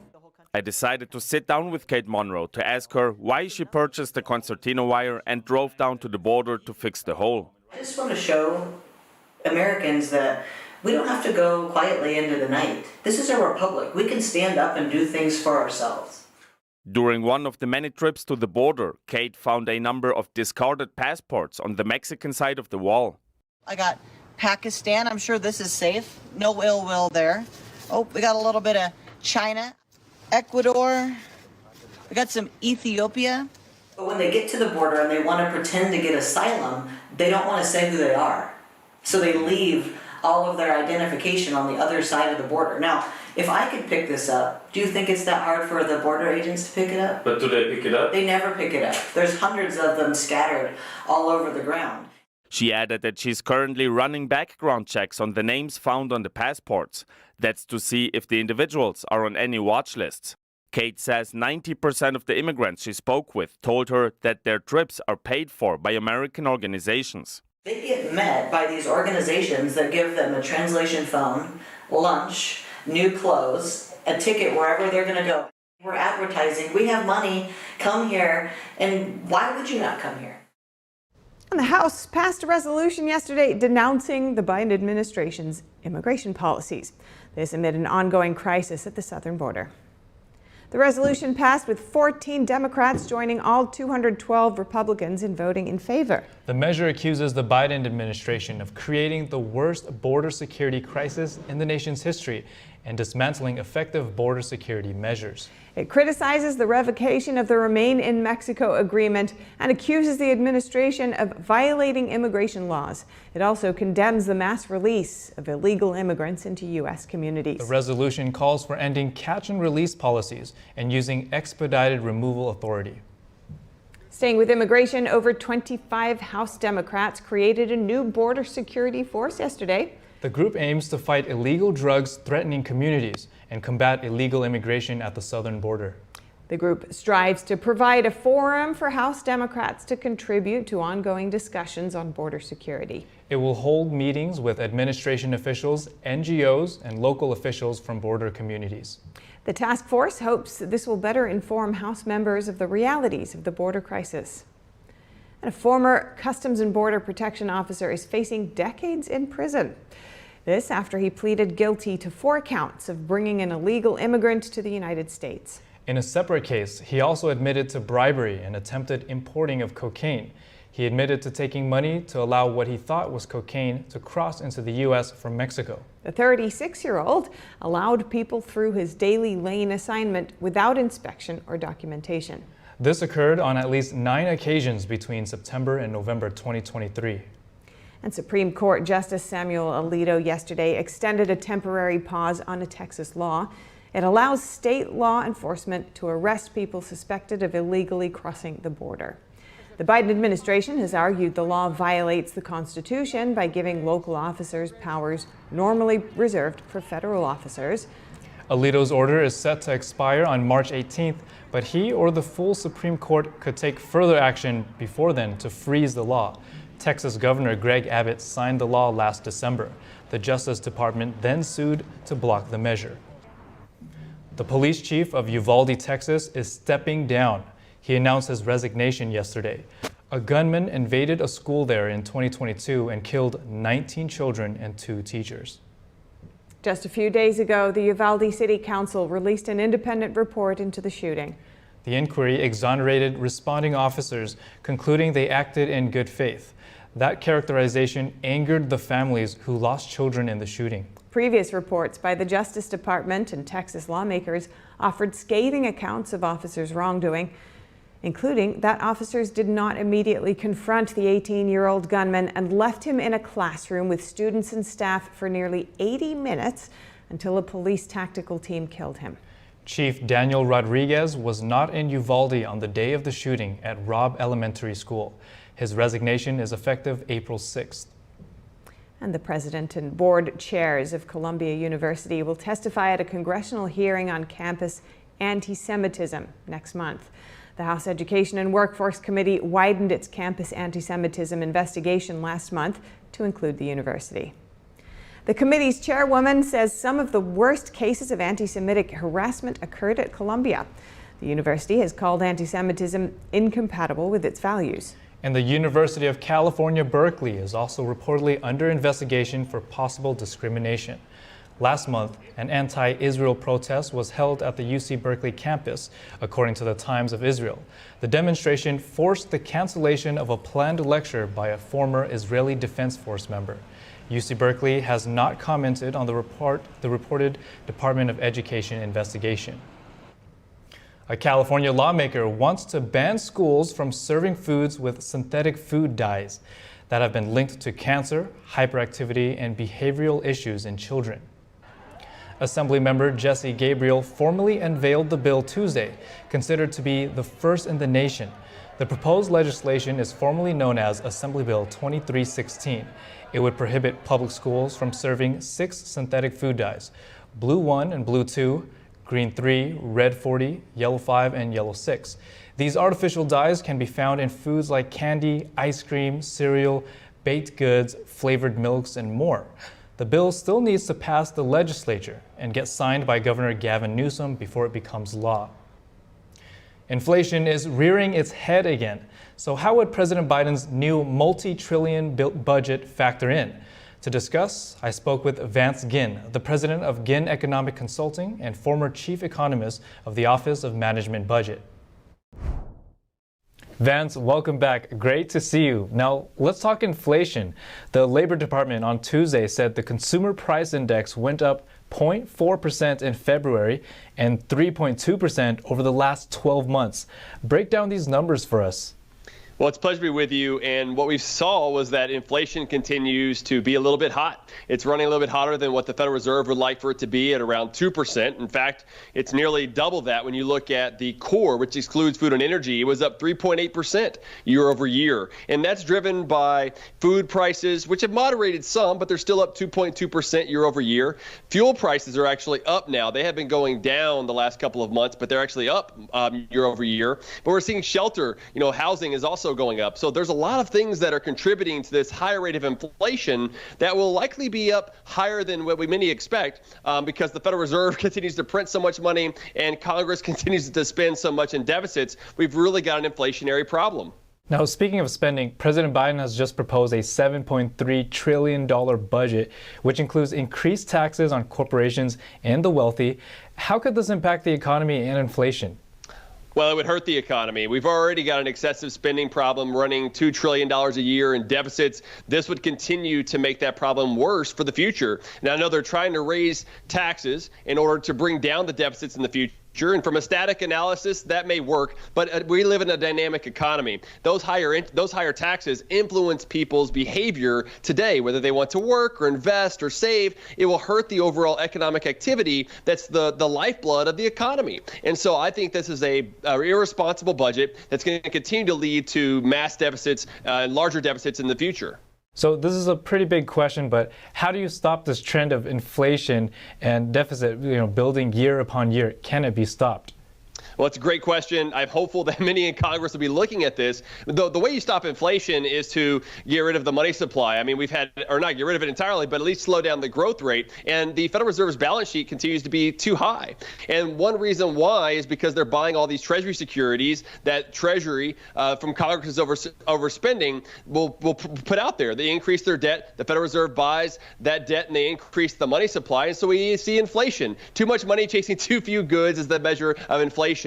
And so I think what we need to see is spending restraint by Congress. I would love to see them cut the budget back to where we were in the pre-pandemic levels and then have a spending limit based on population growth plus inflation. Thereafter, we can have a much better fiscal situation, which would also help with our monetary and inflationary problems. Now, how likely would we get to this point in your point of view? Well, it's unlikely anytime soon because those that are in Congress don't seem to want to slow down the growth rate of spending. President Biden's budget is an irresponsible budget that continues to grow spending at a massive rate. $7.3 trillion in spending is a massive amount of our overall economy, and it's a large increase just that we've had over the last couple of years. And I know they're trying to say they're paying for it with these higher taxes, but that's never worked. When you raise taxes, they just spend the additional dollars, and those higher taxes slow down economic growth. And so this is really going to take a situation where Congress comes together to really fight this excessive spending. I hope it doesn't take a big fiscal and financial crisis, but it may take just that before they get their house in order. All right, Vance, thank you so much for your economic insight and breaking this down all for us. Thank you. Family Dollar and Dollar Tree are set to close nearly 1,000 stores. Family Dollar will close 600 stores in the first half of this year, and at least 370 more over the next several years as store leases expire.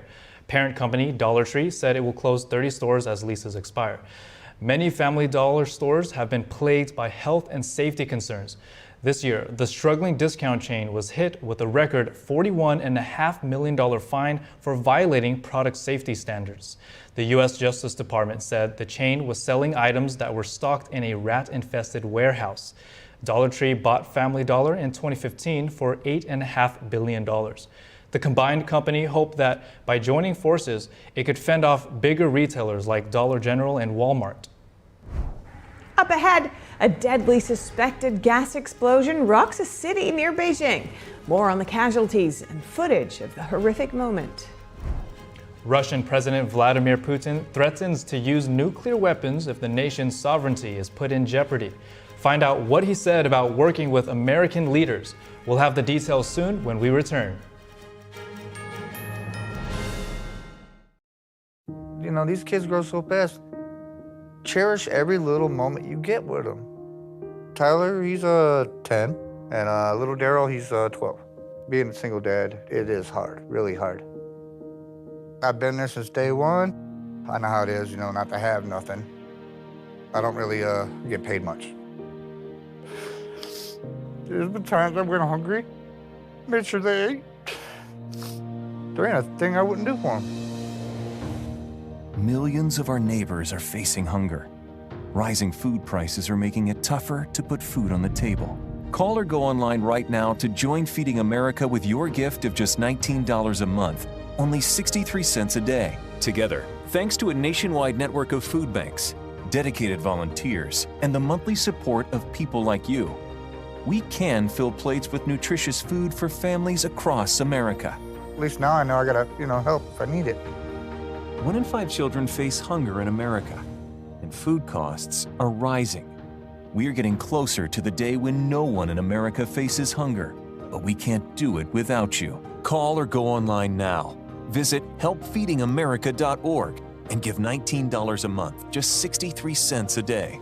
98% of donations go directly to help millions of people facing hunger, from coast to coast and in your own community.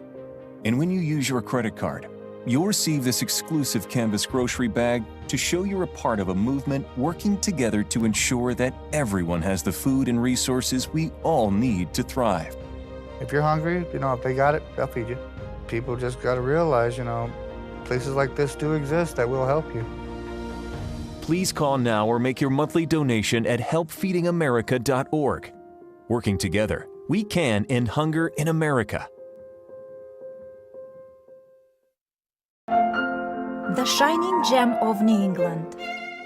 This delightful seaside city of Newport is one of the most beautiful places in the state. Today, we bring you here as we meet with our friends and fellow musicians from the Hermitage Piano Trio. As a team, they have garnered multiple Grammy Award nominations with their breathtaking performances. Oh, wow, I did not think this instrument can make that sound, right?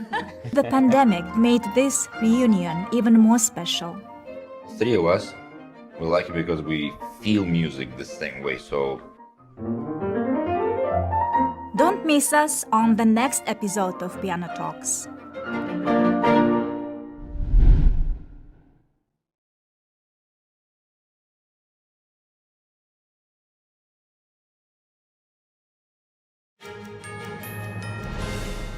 Zooming in on the crisis in Haiti, the U.S. military sent a new team of Marines to the Caribbean nation to protect the U.S. embassy there. The U.S. Southern Command deployed a fleet of anti-terrorism security team called FAST to the embassy in Port-au-Prince, the capital of Haiti. The Marines are there to relieve current Marines and allow more non-emergency embassy personnel to leave the country. The U.S. Embassy remains open, but with limited operations. They'll focus on assistance to U.S. citizens and supporting Haitian-led efforts to secure a peaceful transition of power. The Prime Minister of Haiti has agreed to step down amid escalating gang violence. Port-au-Prince has been center stage in much of the violence. And a deadly explosion ripping through a northern Chinese neighborhood on Wednesday. The explosion site 1 hour from China's capital, Beijing. The powerful blast killed 2 and injured 26. This, according to Chinese regime numbers, while the real death toll remains unclear. Let's hear that story. This is the moment a restaurant in northern China exploded, caught on dashcam video by a car driving nearby. Footage online shows a large fireball exploding from the site and debris blowing out onto the street, seen hitting this woman and knocking her over. It was not immediately clear if she was injured from the impact. The deadly blast ripped facades off buildings and damaged cars nearby. Local residents said they heard a loud bang at around 8 a.m.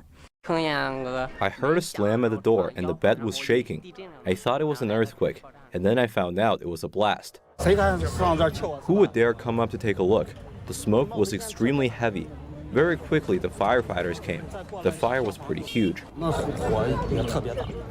Another explosion took place at around 9 a.m. The explosion happened at a shop selling fried chicken, and officials say a suspected gas leak triggered the incident.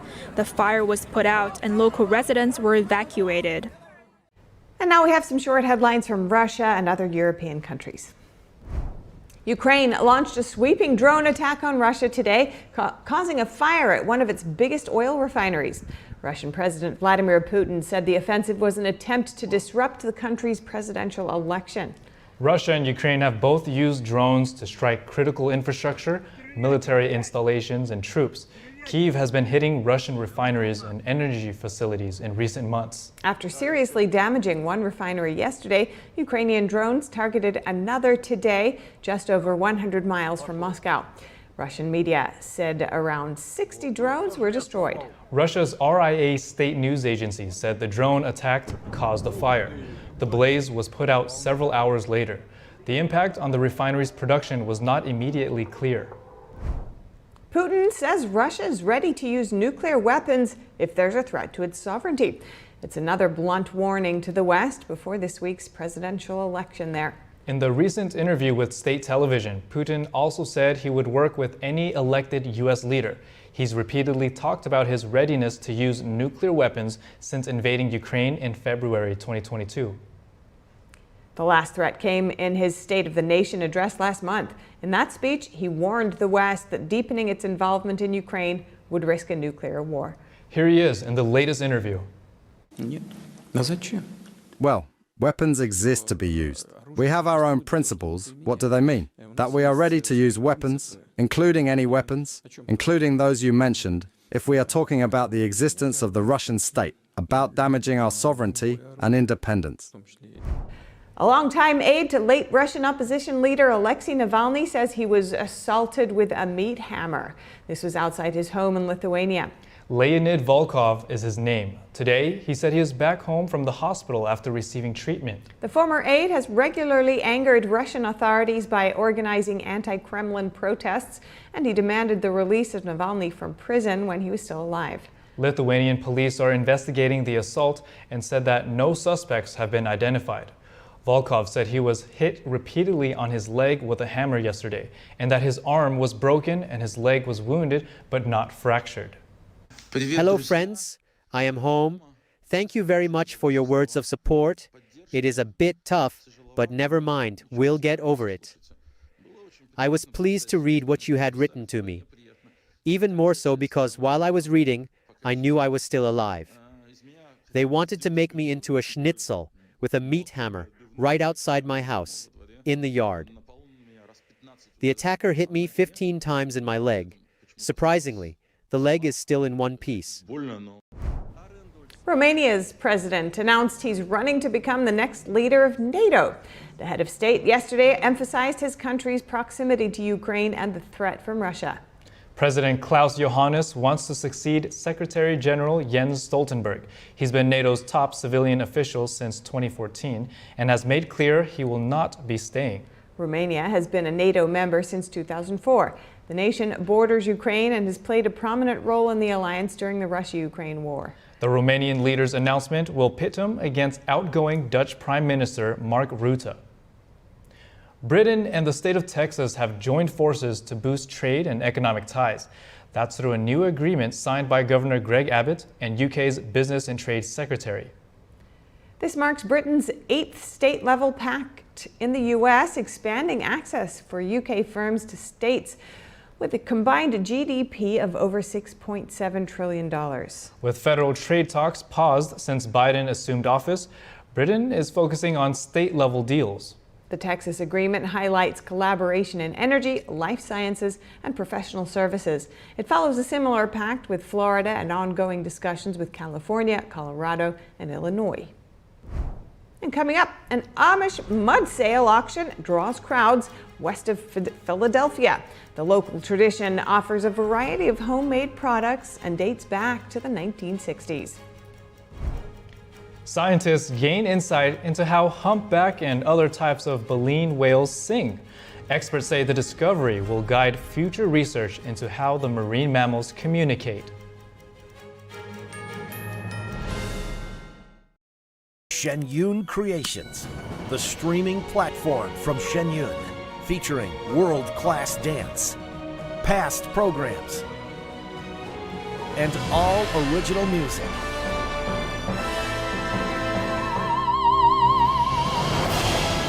Masterclasses, behind the scenes, comedy, and more.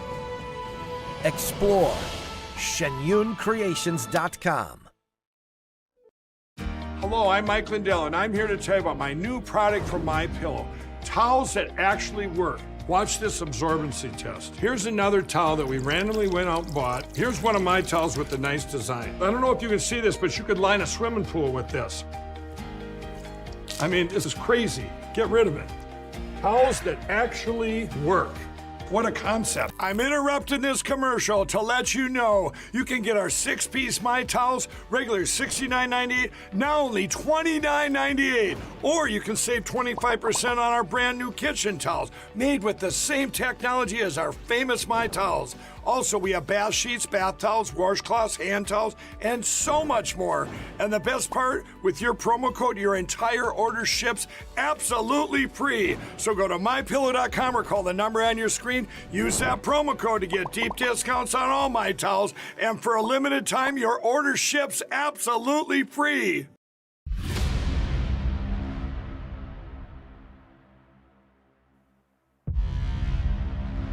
What was the process of actually putting this all together? Many hours of finding the right camera angles and watching it.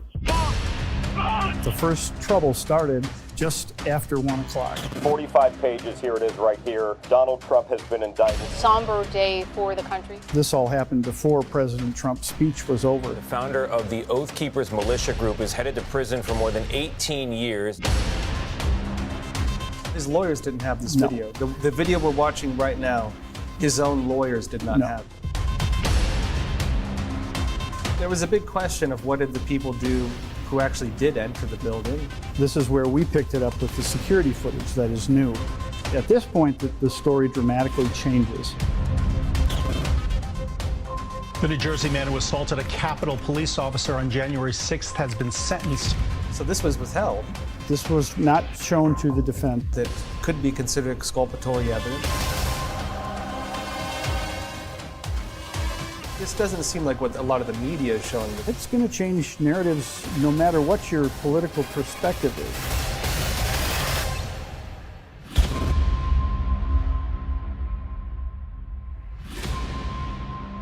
What we're after is the truth. For the day's top headlines and the news you need to know, tune in right here to NTD Evening News.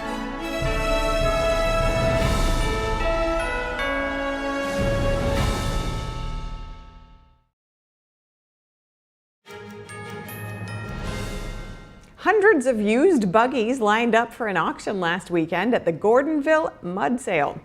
The local Amish tradition dates to the 1960s. NTD's Andrew Thomas has more on the event. Hundreds of used buggies, horses not included, were lined up and ready for the auctioneer's gavel last weekend at the Gordonville Mud Sale. But they don't sell mud. The name refers to early spring, when wet fields may not be frozen, but are not ready for the plow either. A range of homemade products are up for bidding. I believe there's 400 and some quilts here today. Food, of course, everybody enjoys the food. There's a little bit of everything here. This is a major place for the Amish to buy their buggies. I'm not sure how many buggies are here today. The auctions benefit volunteer fire departments across the community 70 miles west of Philadelphia. And it's a major fundraiser, and it draws people from, I heard that there's people here from as far away as California today. And of course the Plain people come, the Amish and the Mennonites come. This is just a big gathering place. My favorite thing here is the quilt room by far. Yes. Why? Because of the beautiful craftsmanship that you just don't see in like anything you buy that's mass produced these days. And sometimes you're sitting with the ladies who made the quilts themselves. In recent years, Gordonville's sale has grossed more than $1 million. Andrew Thomas, NTD News. An Idaho teen was at a skiing competition when he wiped out in a major way. He's mostly okay after nearly landing in the seat of a moving chairlift. It's all caught on video. Let's take a look. 17-year-old Ivan Jones was skiing down a mountain in Alberta, Canada. He was attempting a move called a flat spin 360 when this happened. Miraculously, the teen escaped with minor injuries. After the crash, he was able to ski down the mountain and get checked out by the ski patrol. He did suffer a mild concussion and said he was quite sore. Lake Louise Resort said it did not condone what happened. His mother was off skiing elsewhere when she got the news. She said she was glad she saw him before watching the video that has since gone viral. And we are glad to hear he is okay. And next up, NASA has unveiled its design for a message that's heading to Jupiter's moon Europa later this year. A commemorative metal plate will be on board NASA's Europa Clipper spacecraft when it launches in October. This unique plate is decorated on both sides with a rare metal and will serve as a cosmic message in a bottle. It's etched with millions of names submitted by the public, poetry and artwork symbolizing humanity. The external side of the plate has waveforms that represent the word water in 103 languages. The overall mission this fall is to explore Jupiter's ocean moon. NASA scientists estimate that a global ocean with more than twice the amount of water in Earth's oceans exists beneath Europa's thick icy shell. And in health news, on this episode of Strong Mind and Body, we will explore the benefits of a daily sunrise and sunset ritual. Here's Gina Marie.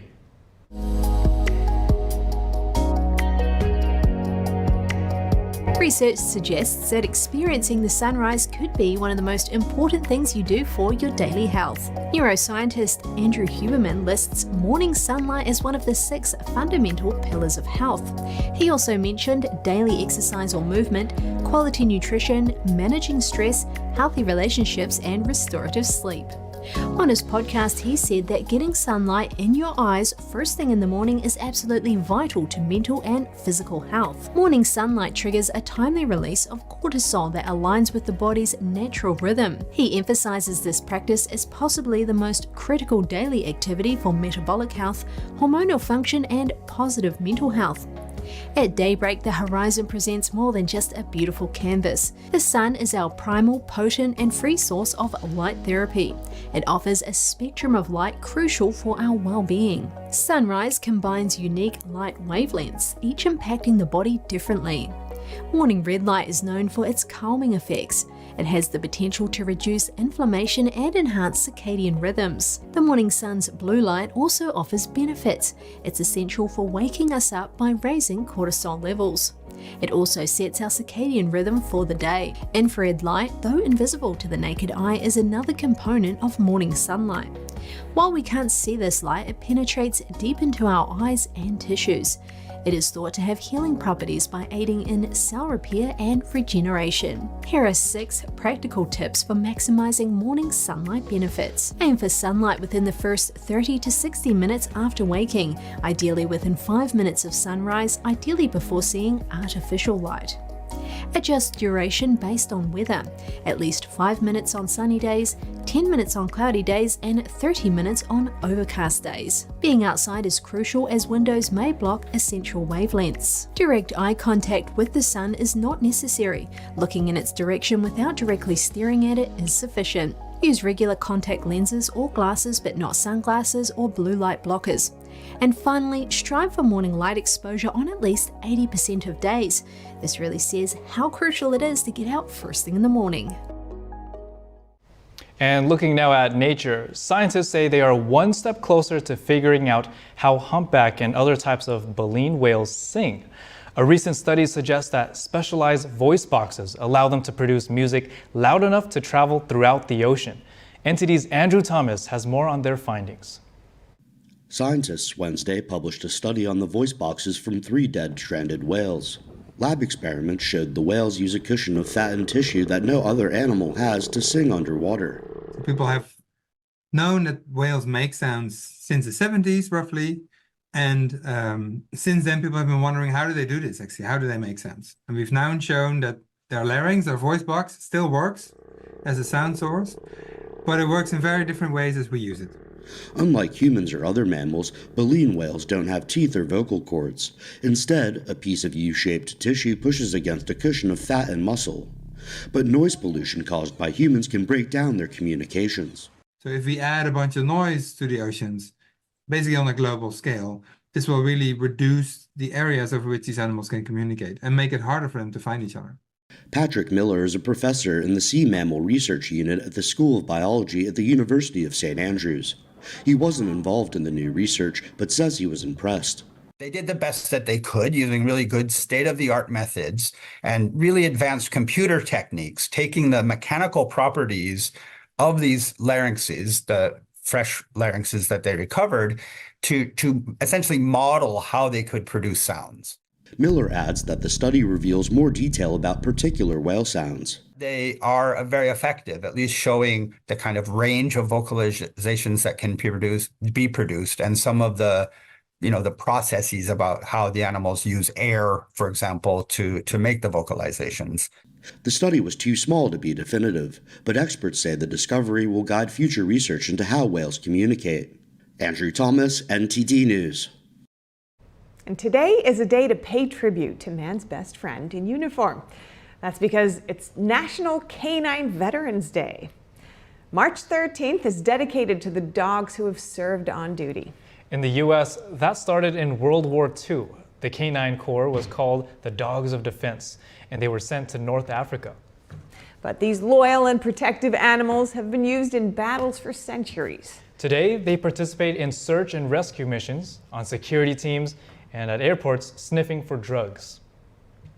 So here's to that. And that's all for today's news. Thank you for tuning in. Feel free to reach out to us with news tips or feedback at news.today@ntd.com. And be sure to stick around for NTD Newsroom at 3 p.m. Eastern. We'll cover more stories from the U.S. and around the world.